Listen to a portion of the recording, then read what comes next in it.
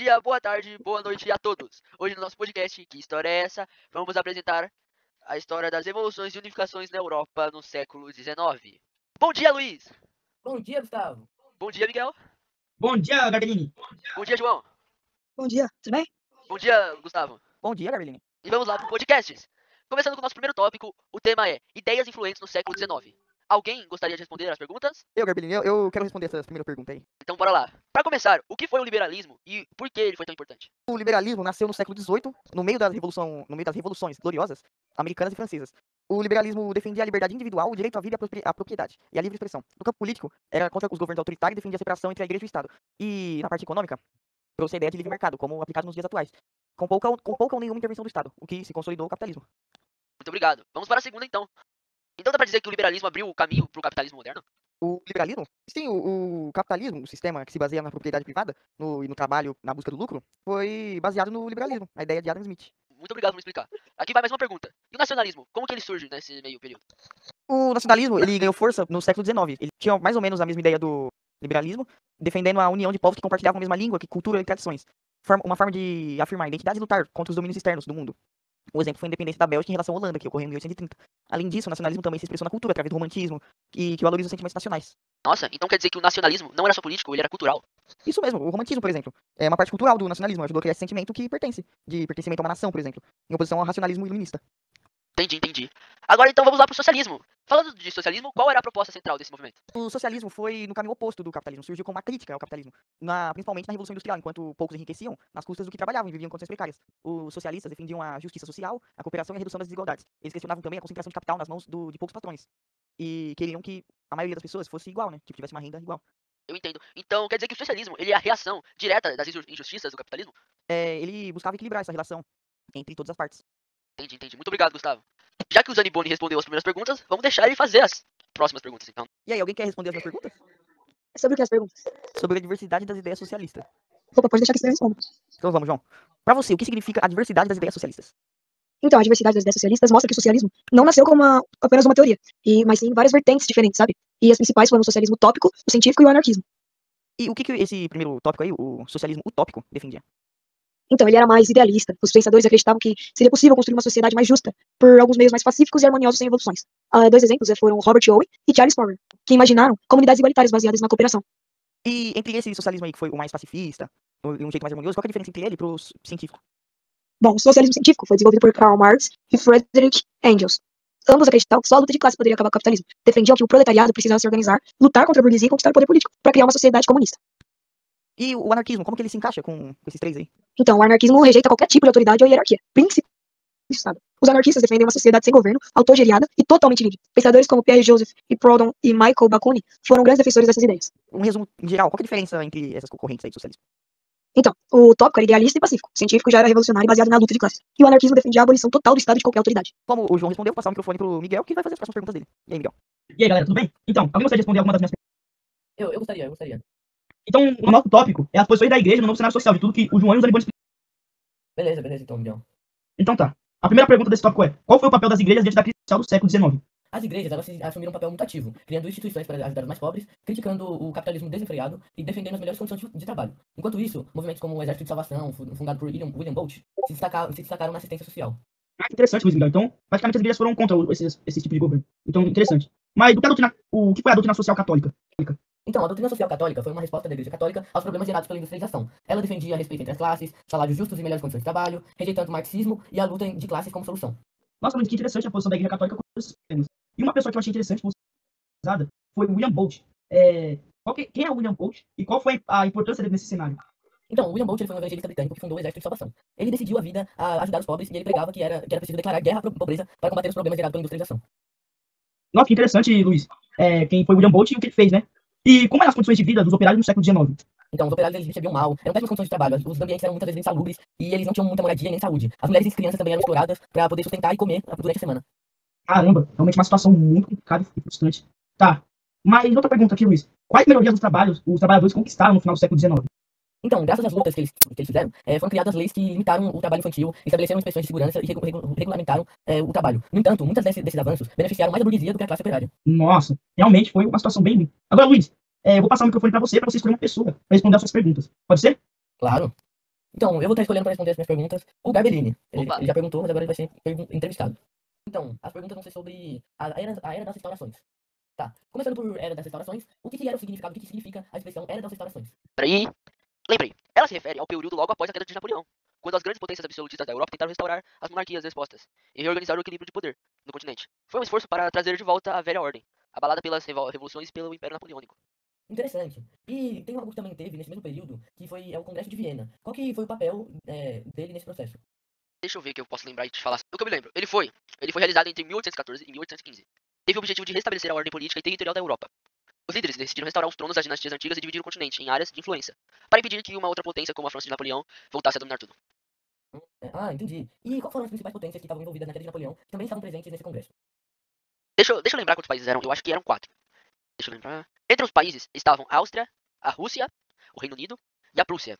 Essas quatro potências assumiram a liderança na reorganização da Europa e tinham interesses estratégicos para manter o controle sobre suas áreas de influência. Outro ponto também bem importante é o que foi a famosa Santa Aliança. A Santa Aliança, sei. A Santa Aliança foi o pacto militar firmado entre várias potências absolutistas. Seu objetivo era combater qualquer movimento liberal, nacionalista ou revolucionário que pudesse ameaçar o poder das monarquias. Em outras palavras, era uma força para tentar conter as mudanças políticas que vinham se espalhando pelo continente.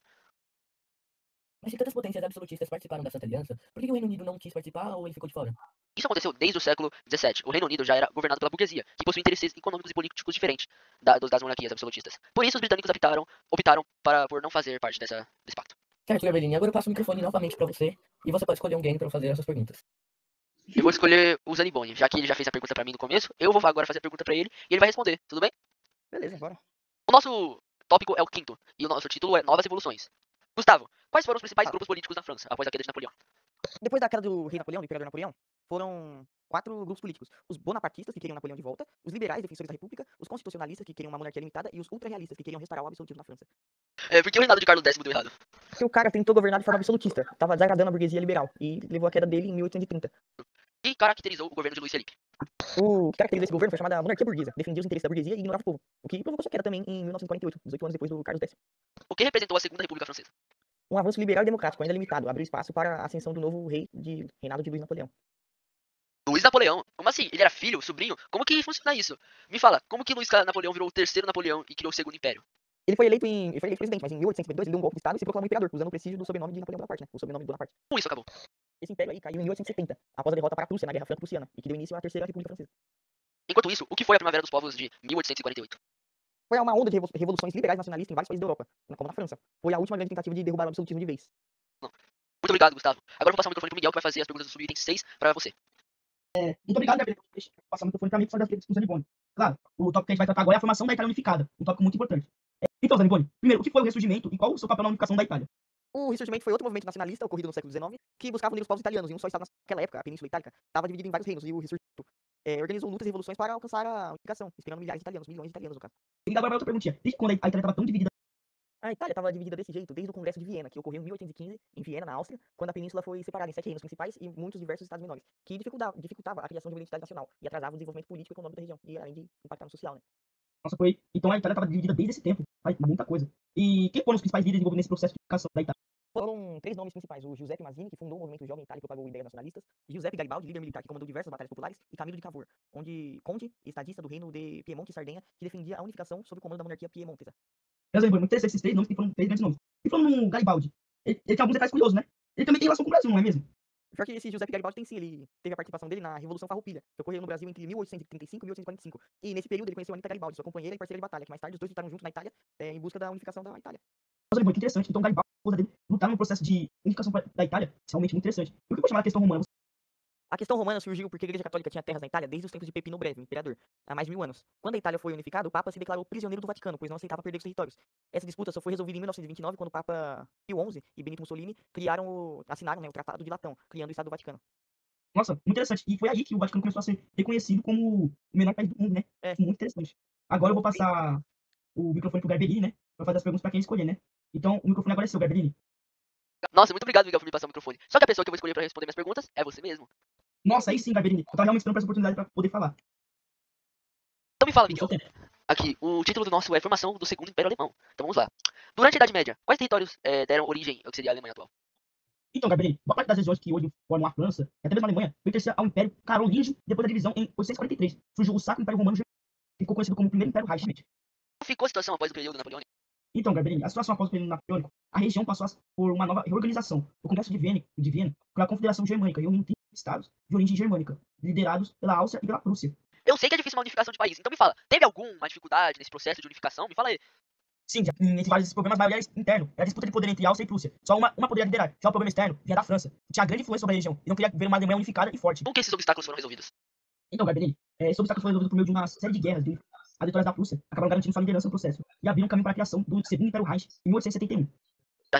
Então, de acordo com essa analogia, já estamos no Segundo Reich. Será que teve algum terceiro Reich? Então vamos lá. O que foi o Zollverein e por que ele foi tão importante? Então, interessante você ter citado o Zollverein. Foi uma união adunélia criada em 1874 pela Prússia. Ele derrubou barreiras alfandegárias entre 38 estados germânicos, aumentando o comércio e a integração econômica, mas deixando a Áustria de fora. Isso fortaleceu ainda mais a liderança prussiana. Então me responde, Miguel, quem foi o articulador dessa unificação?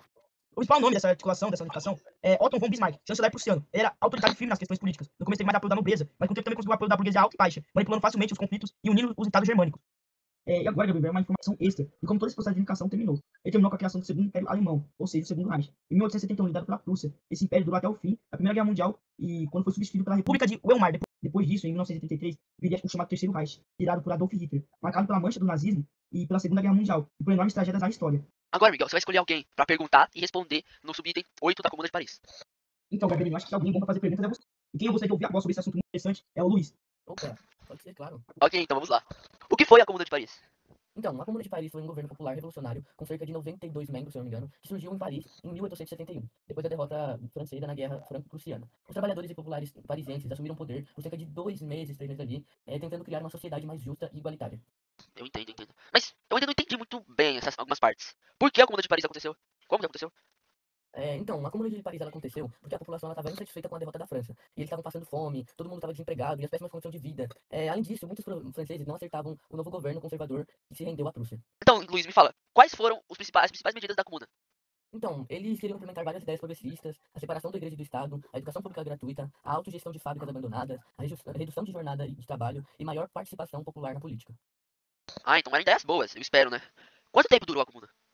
Então, ela durou só março a maio de 1871 e foi um período muito curto, mas muito intenso e bem simbólico. Nossa, mas se tinha ideias tão boas, por que acabou tão rápido? Me fala, por que a Comuna terminou? Então, ela terminou de forma muito violenta, o governo francês reprimiu o movimento com brutalidade e essa época aí ficou chamada de Semana Sangrenta. Milhares de pessoas foram mortas e presas durante essa época aí de tentar tirar o poder do povo. Entendi, Luiz, muito obrigado. De nada, Garberini, e é isso. Finalizando nosso podcast, muito obrigado por assistir.